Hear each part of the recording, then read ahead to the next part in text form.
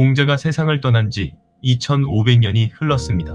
그는 살아생전 실패한 사람이었습니다. 원하던 자리에 오르지 못했고 자신을 알아주는 군주를 끝내 만나지 못했습니다. 기원전 479년 73세의 나이로 그는 눈을 감았습니다. 세상을 바꾸지 못했다는 회한을 아는 채였습니다. 죽기 얼마 전 그는 이런 노래를 불렀다고 전해집니다. 태산이 무너지는가, 기둥이 부러지는가, 철인이 시드는가. 자신의 죽음을 예감한 쓸쓸한 노래였습니다. 그렇게 한 인간은 뜻을 다 펴지 못한 채 떠났습니다. 공자의 말년은 깊은 슬픔으로 가득했습니다. 방랑을 끝내고 고향에 돌아온 그를 기다린 것은 사랑하는 이들의 죽음이었습니다. 가장 아끼던 제자, 아내가 먼저 세상을 떠났습니다. 가난 속에서도 배움의 즐거움을 잃지 않던 그 아내였습니다. 공자는 자신의 학문을 이어줄 사람으로 아내를 마음에 두고 있었습니다. 그런 아내가 젊은 나이에 죽자 공자는 통곡했습니다. 아, 하늘이 나를 버리는구나. 하늘이 정녕 나를 버리는구나. 곁에 있던 제자들이 놀라 말했습니다. 스승님, 너무 애통해 하십니다. 공자가 답했습니다. 내가 이 사람을 위해 통곡하지 않으면 누구를 위해 통곡하겠는가. 성인이라 불리는 공자도 사랑하는 제자의 죽음 앞에서는 한 인간으로서 무너졌던 것입니다. 뒤이어 또 다른 제자 자로마저 정변에 휘말려 비참하게 죽었습니다. 공자를 누구보다 충직하게 지키던 그 자로였습니다. 거듭된 죽음 앞에서 노년의 공자는 깊이 쇠약해졌습니다. 자신을 알아줄 세상도 만나지 못하고 사랑하는 제자들마저 먼저 떠나보낸 노인. 어쩌면 그의 삶은 끝까지 외로운 것이었는지도 모릅니다. 그러나 바로 그 외로운 인간이 인류에게 가장 따뜻한 가르침을 남겼습니다. 사람을 사랑하라는 가르침을. 자신은 그토록 사랑받지 못했으면서도 그는 사랑을 말했습니다. 어쩌면 그것이 공자라는 사람의 가장 위대한 점일 것입니다. 그러나 이야기는 여기서 끝나지 않습니다. 오히려 진짜 이야기는 그가 죽은 뒤에 시작되었습니다. 오늘 3부에서는 그 한 사람의 가르침이 어떻게 2500년을 살아남았는지, 그리고 인공지능이 인간을 대신하기 시작한 이 시대에 공자가 우리에게 무엇을 말하는지 살펴보려 합니다. 공자가 죽은 뒤 제자들은 흩어지지 않았습니다. 그들은 스승의 무덤 곁에서 3년상을 치렀습니다. 자공이라는 제자는 3년상이 끝난 뒤에도 떠나지 못하고 무덤 옆에 움막을 짓고 다시 3년을 더 머물렀습니다. 스승을 향한 그 마음이 모든 것의 시작이었습니다. 제자들은 스승의 말을 기억해서 길어 올려 한마디 한마디 기록하기 시작했습니다. 스승이 어떤 상황에서 무슨 말을 했는지, 어떻게 행동했는지 그 기록들이 모여 한 권의 책이 되었습니다. 그 책이 바로 논어입니다. 공자 자신이 쓴 책이 아니라 제자들과 제자의 제자들이 기억을 모아 엮은 책입니다. 스승을 잊지 않으려는 그 마음이 인류의 고전을 탄생시킨 것입니다. 만약 제자들이 스승을 떠났다면 공자라는 이름은 역사에서 사라졌을 것입니다. 한 사람의 위대함은 그를 기억하는 사람들에 의해 완성된다는 것을 공자의 이야기는 보여줍니다. 공자가 죽은 뒤 그의 사상은 곧바로 빛을 본 것이 아니었습니다. 전국시대의 혼란 속에서 유가는 여러 학파 중 하나일 뿐이었습니다. 오히려 진나라가 천하를 통일했을 때는 큰 박해를 받았습니다. 진시황은 분석행위를 일으켜 유가의 책을 불태우고 학자들을 땅에 묻었습니다. 공자의 가르침은 사라질 위기에 처했습니다. 그러나 진나라는 오래가지 못했고 뒤이어 한나라가 들어섰습니다. 한나라의 무제 때에 이르러 유학은 마침내 국가의 통치 이념으로 채택되었습니다. 이때부터 공자의 사상은 동아시아 2000년의 정신적 뼈대가 되었습니다. 중국은 물론이고 우리 한반도와 일본, 베트남까지 동아시아 전체가 공자의 가르침 위에서 살아왔습니다. 과거 시험의 교과서가 되었고 가정의 윤리가 되었고 사회의 질서가 되었습니다.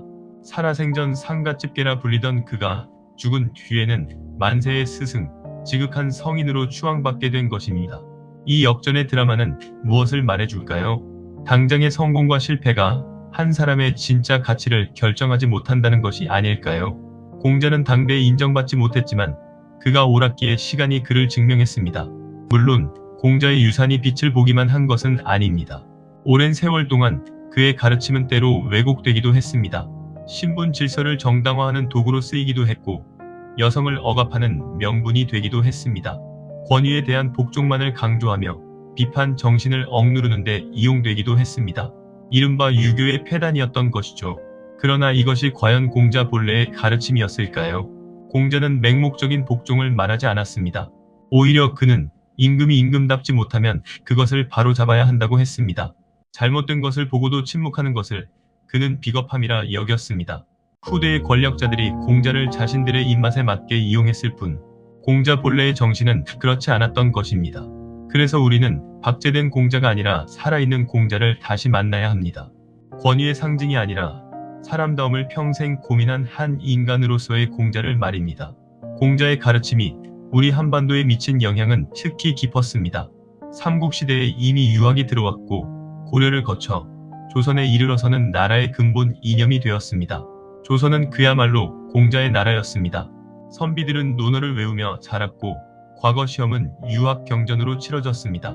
부모에 대한 효, 임금에 대한 충, 어른에 대한 공경, 이 모든 것이 공자의 가르침에서 비롯된 것이었습니다. 오늘날 우리가 쓰는 말 속에도 공자는 살아있습니다. 어른을 공경하라는 말, 의리를 지키라는 말, 사람의 도리를 다하라는 말, 명절에 부모를 찾아뵙고 스승의 은혜를 기리고 예의를 중시하는 우리의 문화, 그 뿌리를 따라 올라가면 거기 공자가 있습니다. 우리는 알게 모르게 공자가 만든 세계관 속에서 살아온 것입니다. 물론 시대가 변하면서 그 가운데 일부는 낡은 것이 되기도 했습니다. 지나친 형식주의, 권위에 대한 맹종, 위아래를 따지는 서열 문화, 이런 것들은 오늘날 비판받아 마땅합니다. 그러나 그 껍데기를 걷어내고 보면 공자가 진짜 말하고자 한 알맹이가 남습니다. 사람을 귀하게 여기는 마음, 배움을 멈추지 않는 자세, 옳은 것을 행하려는 의지, 이 알맹이는 시대가 아무리 변해도 그 빛을 잃지 않습니다. 우리가 공자를 다시 읽어야 하는 이유가 바로 여기에 있습니다. 낡은 껍데기는 버리되 변치 않는 알맹이는 새롭게 되살리는 것입니다. 공자의 영향은 동양에만 머물지 않았습니다. 17세기와 18세기 공자의 사상이 서양에 전해졌습니다. 선교사들이 논어를 비롯한 유교 경전을 라틴어로 번역해 유럽에 소개한 것입니다.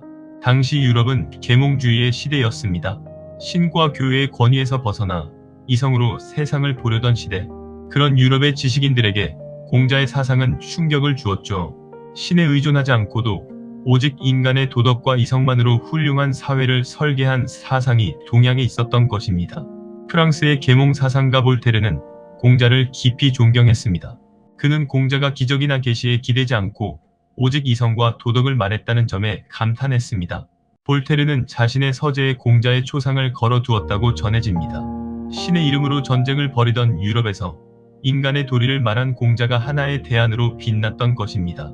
동양에서 태어난 한 사람의 가르침이 시대와 대륙을 건너 서양 계몽주의에까지 영향을 미쳤습니다. 이것이 보편적 진리의 힘입니다. 진정으로 옳은 것은 동양과 서양의 경계를 넘어 사람의 마음에 가닿는 것입니다. 상가집계라 불리던 그 사람이 동서양을 아우르는 인류의 스승이 된 셈입니다. 이제 오늘날의 이야기로 와보겠습니다. 우리는 지금 인공지능의 시대를 살고 있습니다. AI가 글을 쓰고 그림을 그리고 사람과 대화합니다. 수많은 직업이 사라질 것이라 하고 인간이 하던 일을 기계가 대신하기 시작했습니다. 이런 시대에 2500년 전의 공자가 무슨 소용이냐고 물을 수 있습니다. 그러나 저는 바로 이런 시대이기에 공자가 더욱 절실하다고 생각합니다. 인공지능은 지식을 가질 수 있습니다. 인류가 쌓아온 모든 정보를 순식간에 처리할 수 있습니다. 그러나 인공지능이 갖지 못한 것이 있죠. 사람을 사랑하는 마음, 인입니다. 옳고 그름을 가리는 양심, 예의입니다. 상대를 존중하는 마음, 예의입니다. 공자가 평생 말한 것은 지식이 아니라 사람다움이었습니다.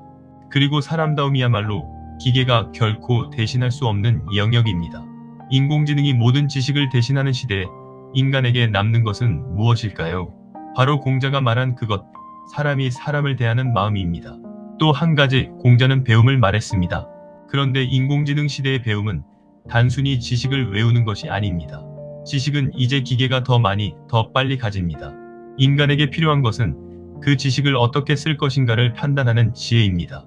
공자가 말했던 것을 기억하시는지요? 배우기만 하고 생각하지 않으면 얻는 것이 없고 생각하기만 하고 배우지 않으면 위태롭다.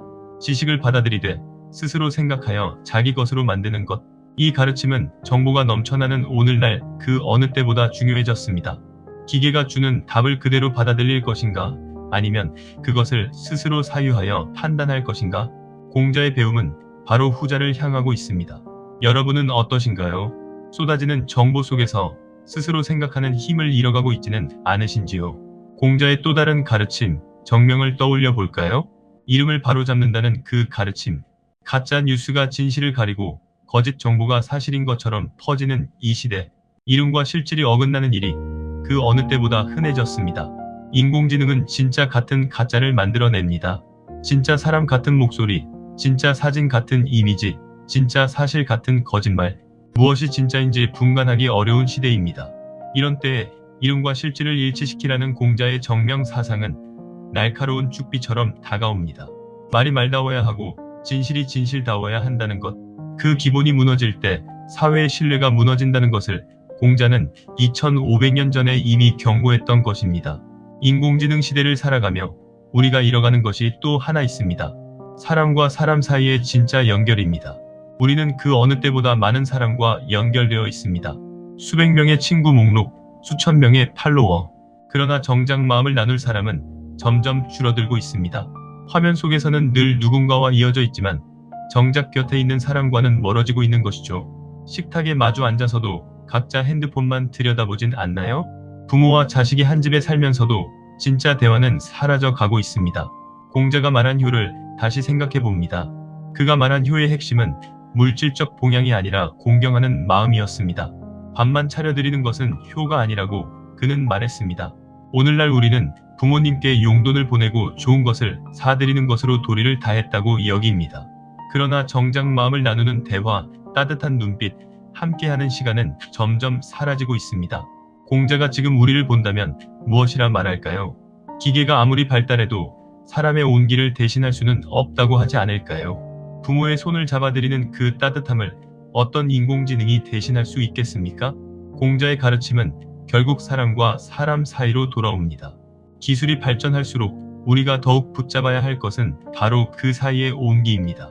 여러분은 오늘 곁에 있는 사람과 진심으로 마음을 나누셨는지요? 화면 너머가 아니라 바로 옆에 있는 그 사람과 말입니다. 마지막으로 공자가 그린 군자를 다시 생각해 봅시다. 군자란 신분이 아니라 덕으로 완성되는 사람이라 했습니다. 끊임없이 자신을 갈고 닦아 더 나은 사람이 되어가는 존재. 인공지능이 인간의 많은 능력을 뛰어넘는 시대에 인간의 가치는 어디에서 찾아야 할까요? 더 빨리 계산하는 것에서는 우리는 이미 기계에 졌습니다.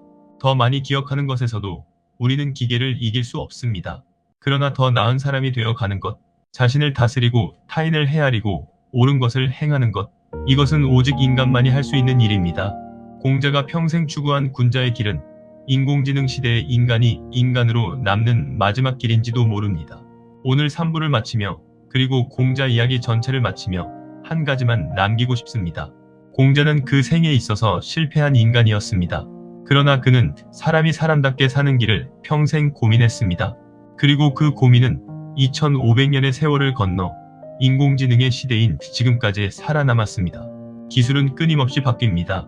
세상도 빠르게 변합니다. 그러나 사람이 사람을 사랑하고 옳은 것을 행하고 더 나은 존재가 되려 애쓰는 그 마음만은 변하지 않습니다.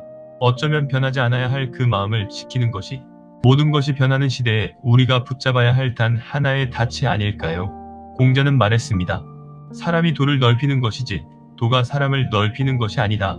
인능홍도 비도홍인. 결국 길을 만드는 것은 사람이라는 것입니다. 아무리 기계가 발전해도 그 기계를 어떻게 쓸 것인지를 결정하는 것은 사람입니다.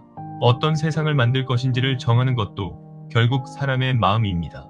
2500년 전 상가집게라 불리던 한 사람이 지금 우리에게 묻고 있습니다. 여러분은 어떤 사람이 되고자 하시는지요? 그리고 어떤 세상을 만들어 가고자 하시는지요? 그 질문에 답하는 것은 이제 우리의 몫입니다. 지금까지 통찰기록이었습니다. 구독과 좋아요는 저에게 큰 힘이 됩니다. 다음 이야기에서 다시 만나 뵙겠습니다.